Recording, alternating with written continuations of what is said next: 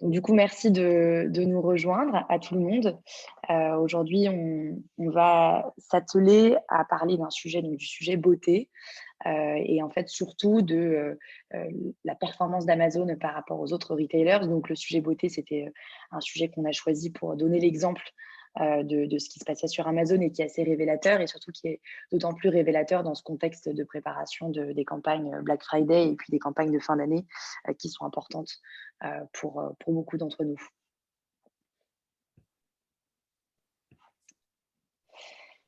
Donc, petite présentation de qui on est.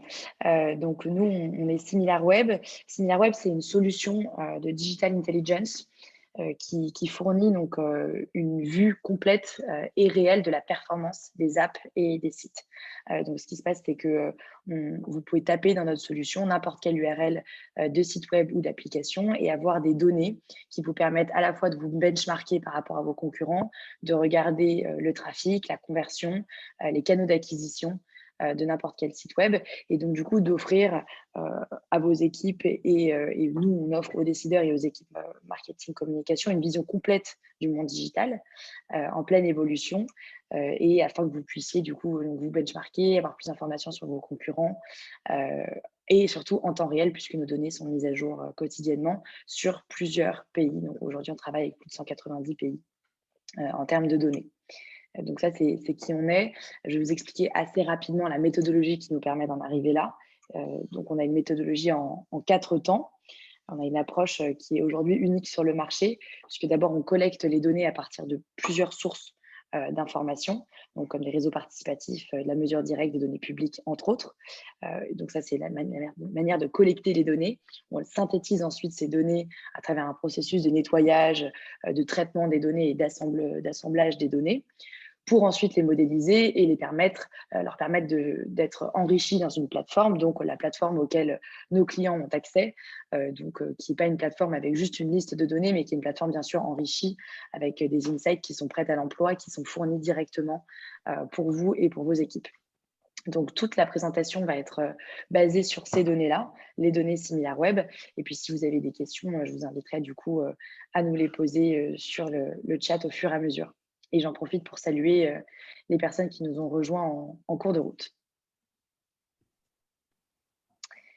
Donc, je vous présente en parallèle Inès, qui est donc avec moi et qui va animer ce webinaire avec moi. Inès est donc Industry Manager spécialisée sur la beauté et les soins chez SimilarWeb. Donc, elle collabore, je la présente pour elle, mais tu pourras rajouter des éléments, Inès, si tu veux. Inès collabore avec des clients dans le monde entier. Et donc, son rôle, c'est vraiment d'aller explorer, je vous présentais la méthodologie de collecte de données. Son rôle, elle, c'est d'aller vraiment explorer ces données pour en ressortir les insights les plus intéressants, comprendre les tendances de marché et vous les livrer donc à travers des webinaires, mais aussi à travers des études, des présentations et des articles de blog que vous pourrez trouver sur le site de SimilarWeb. Exactement, merci Alice. J'ajouterais que également, en fait, mon rôle consiste à aider nos clients qui possèdent des licences d'utilisation SimilarWeb à tirer en fait le maximum de valeur de leur solution. Maintenant, nous allons tomber dans le vif du sujet, donc l'agenda. Donc aujourd'hui, nous avons décidé de vous présenter tout d'abord une analyse comparative stratégique des online beauty retailers traditionnels face à Amazon, surtout dans ces temps où le Black Friday et les fêtes de fin d'année arrivent, qui sont des moments assez cruciaux pour l'industrie de la beauté. Puis, nous allons vous présenter des tendances consommateurs qu'on a dérivées d'Amazon et donc de notre outil qui s'appelle Shopper Intelligence et qui analyse les tendances d'Amazon, plusieurs KPI, mais on pourra y revenir plus tard et n'hésitez pas si vous avez des questions. Et enfin, on vous présentera en avant-première une étude stratégique que j'ai réalisée sur TikTok et son impact sur les ventes beauté par le prisme d'Amazon. Donc tout d'abord, pourquoi nous avons décidé de réaliser une étude un peu stratégique autour d'Amazon? Tout simplement, traditionnellement, comme vous le savez, la beauté, c'est une industrie qui passe plutôt par des retailers, dû au fait qu'il y ait une forte volatilité des consommateurs, dont le panier moyen est rarement comprend une seule marque d'un seul produit, et plutôt plutôt composé de plusieurs marques et plusieurs produits différents. Donc là, il y a vraiment un avantage de la marketplace d'une marketplace pour plein de marques plutôt que le modèle direct to consumer, malgré le fait qu'il y ait de plus en plus de marques qui essayent de se positionner sur ce segment. Et donc, en fait, le positionnement des retailers pour les marques de beauté, il est crucial car, car les ventes et puis la réussite en fait, d'une marque sur le marché peut dépendre tout simplement du match entre l'audience d'un retailer et la cible de la marque. Donc ici, en introduction, en fait, on voulait vous montrer du coup le nombre de visites totales, ce qui correspond en fait au nombre de sessions sur les sites enregistrés uniques sur les 12 derniers mois. Et on s'aperçoit ici que, bien sûr, les retailers, les beauty retailers traditionnels qui ont un site internet comme Sephora et Nocibé arrivent en premier en termes de nombre de sessions sur les 12 derniers mois avec d'un nombre respectif de plus de 54 millions et 47 millions pour Nocibé.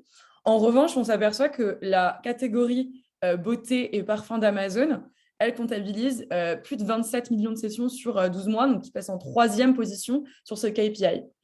De plus, on s'est aperçu que le nombre de vues produits, c'est-à-dire le nombre de pages produites qui ont été vues sur Amazon, atteignent les 243 millions sur les 12 derniers mois. Donc, qu'on le veuille ou non, Amazon, ça commence à devenir un acteur quand même assez important de la beauté.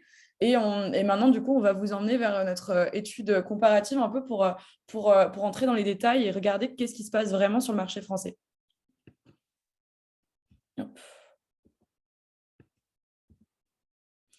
Donc aujourd'hui, qu'est-ce qui intéresse vraiment les consommateurs en ligne? C'est ce qu'on a envie de savoir. On veut savoir si l'audience, en fait, l'audience d'Amazon beauté et parfum est la même que Sephora, Nocibé, Marionneau, Yves Rocher. Donc ici, on s'est intéressé au top 30 des mots-clés qui génèrent le plus de trafic vers ces 4 sites, donc Sephora, Nocibé, Marionneau, Yves Rocher, qui sont les plus gros sites marchands en termes de beauté en ligne, en termes de visites uniques aujourd'hui. Et c'est intéressant d'avoir une vision d'ensemble parce que ces sites n'ont pas forcément toujours la même audience et les mêmes démographies. Donc, on avait vraiment une bonne vue d'ensemble sur les tendances de consommation des 3 derniers mois, donc de juillet à septembre. Ici, ce qu'on s'aperçoit, c'est que sur ces 30 mots-clés donc, qui ont généré le plus de trafic vers ces sites, il y en a 22 qui ont un rapport avec le parfum, alors que les parfumeries ont réouvertes et que c'est un segment quand même assez traditionnellement associé au shopping en magasin. La deuxième sous-catégorie qui ressort du lot ici, c'est la skincare, les soins du visage.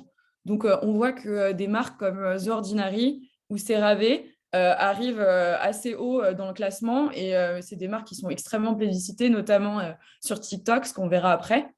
Et troisièmement, le deuxième saut d'analyse, c'est le maquillage et donc plutôt haut de gamme ici niveau prix puisque les mots-clés qui ressortent, c'est Rare Beauty, donc qui est la marque de Selena Gomez et Clinique. Et nous, ce qu'on peut en conclure ici, c'est quand même qu'il y a pas mal de marques plutôt luxe qui ressortent sur ces quatre, en tendance en tout cas pour les 4 sites.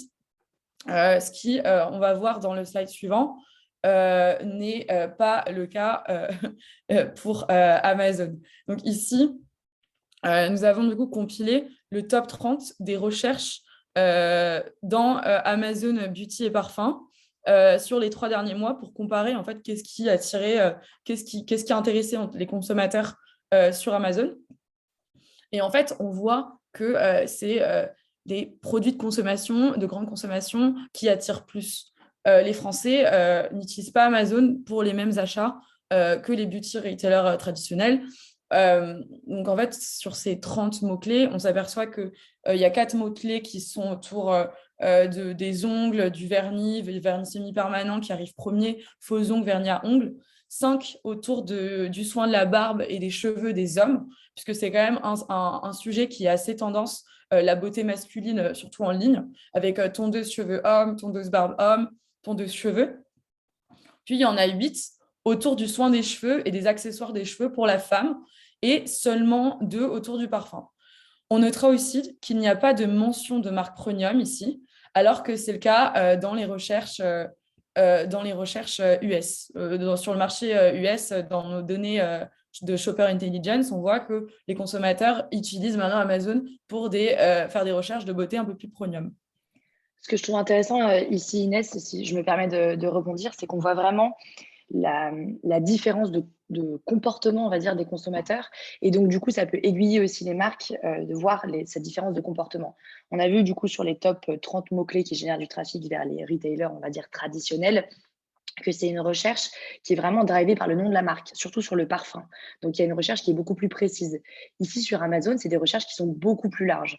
On voit qu'à part la présence, et d'ailleurs, on note que la présence des marques dans ces mots-clés sont les mêmes sur les deux retailers, donc c'est-à-dire sur Amazon versus le reste du monde, entre guillemets, il y a effectivement CeraVe et effectivement The Ordinary. En dehors de ça, ici, on est sur une recherche vraiment par produit. Et ça, c'est très intéressant parce que ça montre qu'il y a aussi une capacité à aller prendre des parts de marché, puisque les utilisateurs ne sont pas forcément attachés à une marque en particulier. Donc là, on va pouvoir pousser des marques. Donc effectivement, c'est plus des produits de grande consommation. On voit shampoing, on voit tondeuse, etc. On voit aussi des mots-clés beaucoup plus génériques. On voit du maquillage, fond de teint, entre autres, qui sont assez intéressants et révélateurs du comportement des consommateurs sur ces deux plateformes. Et du coup, on voit aussi que le consommateur, il ne vient pas chercher la même chose, ce qui veut dire que ce n'est pas forcément deux consommateurs différents. Il n'y a pas forcément une personne qui va sur Amazon qui a un différent persona de la personne qui va aller sur Sephora ou sur Marionneau. Et ça, c'est intéressant pour les marques de bien le comprendre et bien l'avoir en tête pour déterminer leur stratégie au fur et à mesure sur ces deux plateformes. Exactement. D'ailleurs, on y reviendra dans 2 slides. Merci beaucoup, Alix. Du coup, donc, ce qu'on a pu voir, c'est que les catégories beauté parfum d'Amazon attirent, disons, ne génèrent pas forcément les mêmes centres d'intérêt quand on regarde les mots-clés qui génèrent le plus de trafic vers des sites de beauté traditionnels. Mais en revanche, ce qu'on peut conclure quand même en regardant notre donnée, c'est que la catégorie beauté parfum d'Amazon attire de plus en plus de visiteurs et a un meilleur taux de conversion que ses concurrents. Donc pour ici, on a choisi, pour ces deux graphes, d'étudier le total des visites, donc le total des sessions des plus grands retailers beauté et le taux de conversion des plus grands retailers beauté sur les 24 derniers mois afin d'observer les métriques au moment du Black Friday et d'éviter les effets de saisonnalité en choisissant une période plus courte comme 3 mois ou 6 mois. Et en fait, on en a conclu, du coup, en regardant ces données, deux choses que Amazon dépasse, en tout cas sur ces deux KPI, ses concurrents. Tout d'abord, en termes de visites, puisque sur ces 24 derniers mois, les seuls moments où les visites sont plus importantes pour un autre site, attention, quand je parle d'Amazon, c'est bien juste beauté et parfum, ce n'est pas le site en entier. Le seul moment où Amazon est dépassé en termes de visite totale, c'est autour du Black Friday, autour de novembre. Et c'est Sephora qui, à deux reprises, donc en novembre 2019 et 2020, dépasse Amazon Beauté en termes de visite. Deuxièmement, en termes de taux de conversion, c'est assez sans appel. En fait, Amazon, on peut le voir, est inégalé avec un taux de conversion supérieur à 20% constamment depuis novembre 2020 et atteignant même 26% en août 2021. En moyenne, en fait, on a un taux de conversion de 19%. Et ce qui est assez inquiétant dans la mesure où Amazon augmente ses visites, son nombre de visites totales, mais également convertit plus de visites. Donc, ce qui peut être vraiment une menace pour les beauty retailers, mais également une opportunité en tant que marque. Je rebondis là-dessus parce que ce qui est intéressant, en fait, c'est aussi que la structure et la manière dont fonctionne Amazon est quand même assez différente de Marionneau, Sephora, Nocibé, entre autres, puisque du coup, Amazon est un pure player du digital, donc eux, ils ont uniquement leur vitrine en ligne, là où Sephora, Marionneau, Nocibé ont aussi du in-store. Donc en fait, c'est vrai que ce taux de conversion, il est à relativiser puisque c'est taux de conversion en ligne. On n'a pas encore les chiffres de taux de conversion dans les magasins. Mais en tout cas, c'est d'autant plus intéressant dans le contexte actuel, post-Covid, où on le sait, les achats en ligne font partie maintenant des habitudes de consommation de la plupart des Français, de voir qu'en fait, ces marketplaces-là, elles n'ont pas forcément augmenté ni leur nombre de visites, ni leur taux de conversion sur la période. Alors qu'Amazon continue à croître dans un contexte où les consommateurs ont de plus en plus ce comportement-là d'aller acheter en ligne. Alors effectivement, du coup, un des enjeux principaux pour les Marionneaux, Sephora, Nocibé et autres, ça va être de capitaliser un maximum sur le multichannel, l'omnichannel. Et donc, du coup, de pouvoir transformer in-store des gens qui vont venir en ligne ou alors transformer en ligne des gens qui vont venir in-store. Et à ce titre, il y avait une étude très intéressante de McKinsey là-dessus qui montrait que, alors c'est une étude qui datait de avant le Covid, mais qui montrait qu'il y avait quand même encore beaucoup de comportements qui étaient justement, on va dire, repos, donc read online, purchase offline ou l'inverse. Et c'est vachement intéressant de s'y pencher et de voir comment est-ce que ça vient aussi relativiser la performance d'Amazon, bien qu'on le voit, Amazon est quand même bien au-dessus en termes de conversion aussi du fait de l'UX du site et de la manière dont le site est construit. Effectivement, merci Alix. Hop. Et du coup, qu'est-ce qu'on a pu voir? En fait, on a vu que Amazon nous grandit, Amazon devient meilleur à convertir ses visites, et ce qui peut être inquiétant, surtout si vous partagez une part en tout cas de vos visiteurs en tant que retailer avec Amazon. Et en fait, ici, on a essayé d'analyser du coup l'overlap de la catégorie beauté et parfum d'Amazon avec d'autres sites. Qu'est-ce que veut dire overlap? L'overlap, c'est le pourcentage de visiteurs d'un site ayant visité une page produit de la section beauté et parfum d'Amazon au cours de la même section. Donc, qu'est-ce qu'on regarde ici? C'est qu'on s'aperçoit que quasiment tous les sites de beauté en ligne, que ce soit des parapharmacies en ligne, des sites spécialisés dans un segment ou des beauty retailers classiques tels que les géants, ils partagent tous une audience avec le segment beauté et parfum d'Amazon. Le plus gros overlap ici se trouve pour la boutique du coiffeur, qui est un site, c'est le nom assez éponyme, hein, spécialisé dans la vente de produits de soins pour les cheveux, avec quasiment un tiers de ses visiteurs qui visitent également Amazon.fr au cours de la même session. Et ce qui n'est pas étonnant, puisqu'en fait, la sous-catégorie coiffure et soins des cheveux sur Amazon Beauté représente un tiers du revenu de la catégorie. On voit également qu'il y a un beauty retailer assez généraliste qui arrive en deuxième, Blue Libellule, qui est généraliste et qui s'intéresse pas mal à la beauté un peu bio, qui possède également un overlap important, puisque un quart de ses visiteurs visitent également la catégorie pendant la même session.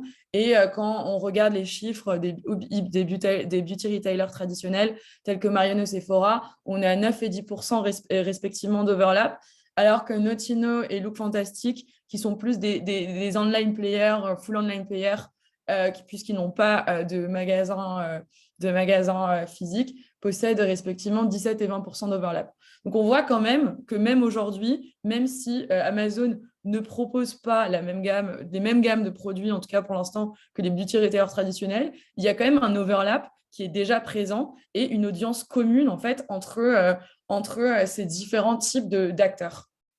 Oui, ça corrobore tout à fait ce qu'on disait tout à l'heure, c'est-à-dire qu'il ne faut pas penser l'audience Amazon beauté et l'audience Sephora, par exemple, malgré deux offres qui sont très différentes, comme deux consommateurs différents, comme deux consommateurs opposés. Il n'y a pas d'opposition frontale. Donc, en termes de business, ce que ça veut dire ici, c'est qu'en fait, demain, si l'offre d'Amazon va sur le même territoire que l'offre de Sephora, étant donné qu'il y a quand même une continuité et un overlap entre ces deux audiences, on se demande s'il n'y aura pas un déplacement de l'audience de Sephora vers l'audience d'Amazon.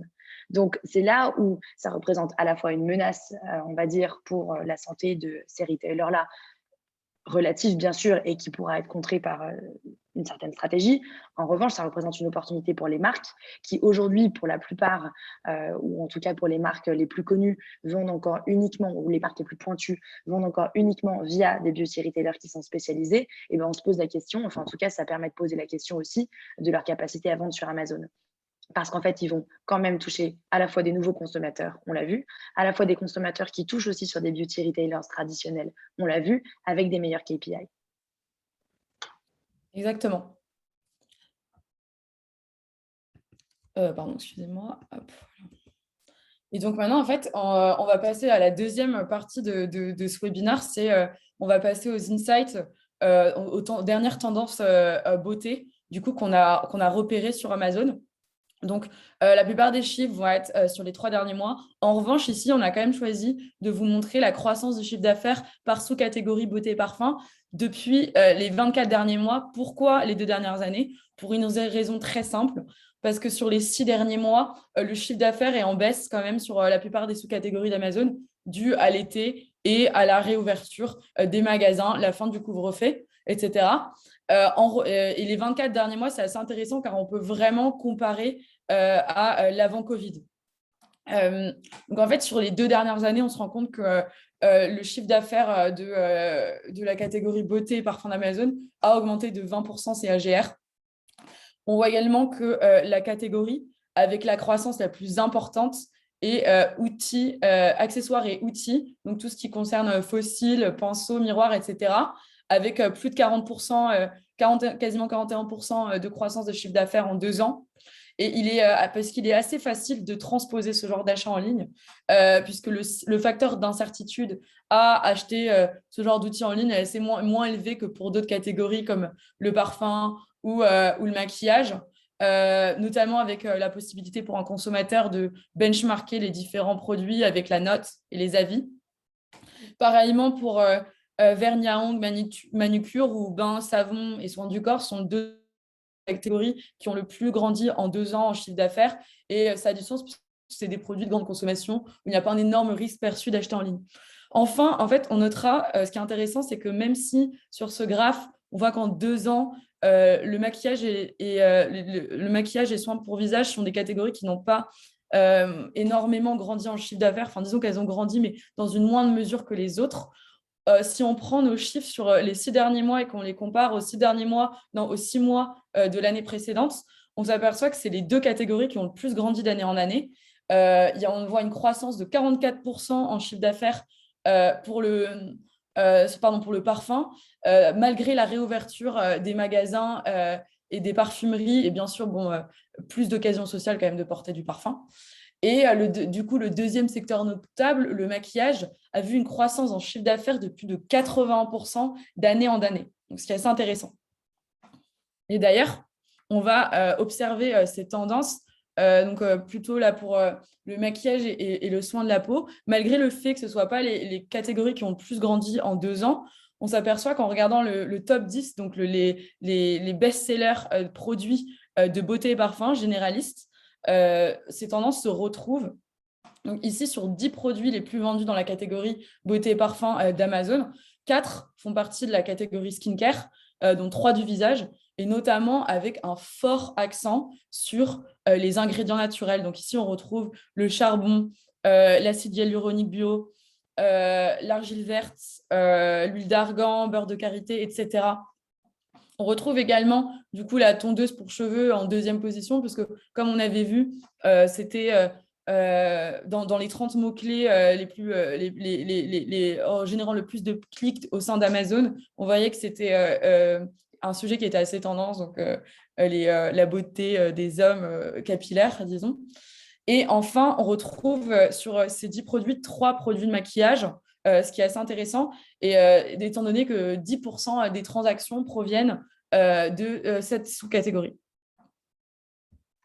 J'ajoute ici, du coup, ce qui me paraît aussi intéressant, si on prend un petit peu de recul sur ce que ça veut dire, c'est que les tendances qu'Inès évoquait, notamment autour des ingrédients naturels, sont des tendances dont on parle depuis longtemps. On va dire que ces tendances-là, ça fait quand même green beauty, etc., retour au naturel, ça fait quelques années maintenant qu'on en entend parler. Ça a été pendant un moment une tendance très magazine. On va dire que c'était réservé à des marques un peu plus niches ou alors à des consommateurs plus avisés. Ici, on a vu que la structure des consommateurs Amazon, du fait des achats qui sont plutôt grande consommation, est un petit peu différente. Et ce qui est intéressant, c'est de voir qu'il y a une continuité entre cette tendance, ou en tout cas que cette tendance commence à s'inscrire vraiment dans les choix d'achat des consommateurs, même des consommateurs qui ne sont pas forcément des beauty savvy, et donc qui décident d'acheter sur Amazon des produits de grande consommation. C'est aussi évidemment parce que l'offre a changé et qu'il y a de plus en plus d'offres dans ce secteur-là, mais on voit que ça plaît puisque ces produits font partie des best-sellers Amazon. Exactement. Et d'ailleurs, en fait, sur cette slide suivante, on va retrouver un peu ces tendances. Donc, on a choisi les deux catégories qui étaient assez intéressantes en fonction du top 10, donc skincare soins du visage et maquillage. Et on retrouve dans le top 25 des recherches, donc les mots-clés qui ont généré le plus de clics au sein de ces catégories, ces tendances. Tout d'abord, dans le DIY skincare, on retrouve une tendance assez intéressante aussi pour des recherches qui ont beaucoup augmenté dans le DIY, qui remplacerait un peu les instituts. Donc, par exemple, cet été, les recherches pour le masque de visage augmentent de 335% par rapport à avril-juin. Les recherches pour exfoliant de 207%, peeling visage de 182%, et ce qui correspond un peu à une routine complète d'un soin qu'on ferait en institut. Deuxièmement, donc, on rebondit sur ce qu'on a dit, on remarque la tendance aux ingrédients naturels avec savon au lait de chèvre qui arrive en première position dans la catégorie, fleur de camomille romaine, acide glycolique et enfin le masque charbon.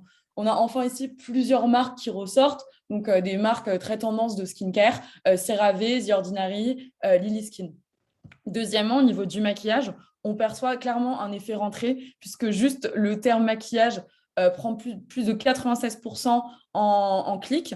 Et on ressent sûrement un certain effet fatigue rentrée, puisque anti-cerne, le mot-clé anti-cerne prend plus de 278% de croissance en clic. Il y a également une petite tendance autour du tatouage éphémère, tatouage réutilisable, etc., puisque tatouage éphémère bondit de 396% comparé à la période précédente. Et les marques de grande consommation reviennent, donc Rimmel, L'Oréal, Dermacol en maquillage. Cette fois-ci, on constate également l'émergence de marques un peu plus, disons, premium, comme MAC ou Colistar, donc fond de teint MAC qu'on peut voir en dernière position du top 25, ou Colistar, ou encore Herborian. Donc, en fait, on a des tendances assez intéressantes et qui matchent assez bien les tendances générales qu'on avait analysées avec notre top 30 des recherches sur Amazon. Oui, tout à fait. Notamment, ce qui est particulièrement intéressant ici, ça va être que globalement, quand on cherche un produit en ligne, il y a plusieurs manières de le faire. Et si on applique ces recherches-là au skincare ou au maquillage, on va chercher soit par effet recherché, soit par ingrédient, soit par marque. C'est globalement les trois grandes manières de chercher un produit. Aujourd'hui, on voit que sur Amazon, les recherches principales, c'est soit par effet recherché. Si on regarde, alors c'est écrit un peu petit, mais si on regarde, il y a sérum anti-âge, aspirateur point noir, etc., etc. Soit par ingrédient, savon au lait de chèvre, entre autres. Et en fait, il y a très peu encore de recherche par marque. Et ça, c'est une opportunité business importante qui veut dire, et on le disait tout à l'heure, mais je trouve que c'est un nouvel exemple qui le montre, qui veut dire qu'en fait, il y a des places à prendre sur Amazon. On a vu que l'audience était potentiellement intéressante, que les KPI d'Amazon étaient intéressants et qu'en plus, il n'y a pas forcément déjà de fidélité ou de grandes marques qui ont pris possession d'Amazon, du territoire d'Amazon. Et donc, du coup, il y a une opportunité ici qui est assez intéressante à mon sens et qui doit être explorée par les marques qui sont de toute façon pour la plupart déjà revendues par d'autres sur Amazon.fr. Exactement. Et d'ailleurs, du coup, ça va nous amener à notre dernier sujet, en fait, donc les buzz TikTok. Pourquoi cette transition? Parce que Amazon est une plateforme qui monte et on s'est demandé en fait comment on pouvait peut-être apporter encore plus de croissance pour certaines marques. Et TikTok, c'est un sujet assez tendance. C'est déjà un sujet extrêmement tendance, même dans les études, dans les équipes stratégie et marketing des marques.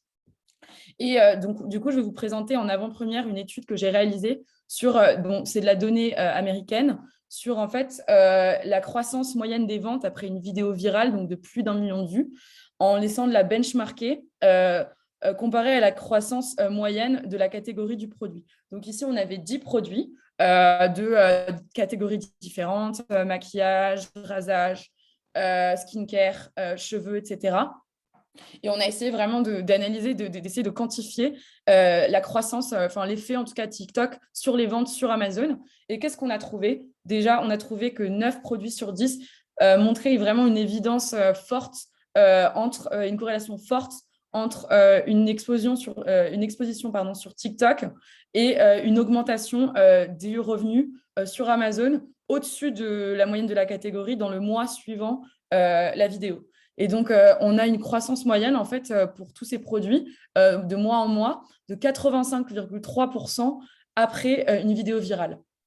Ce qu'on a également trouvé, c'est que TikTok ne permet pas seulement à des marques un peu niches comme EOS par exemple, ou Soft Shin Carson, de gagner de l'exposition et de la visibilité et bien sûr du customer endorsement, pas sur les plateformes, mais également donne dans certains cas l'opportunité pour des grandes marques de surfer sur une vague de publicité gratuite dans certains cas, ou au moins, bon, après, il y a des partenariats effectivement avec des influenceurs, mais on a étudié, on a quand même mis en avant le fait qu'il y a des buzz qui sont faits de manière organique sans que une marque ait orchestré quoi que ce soit.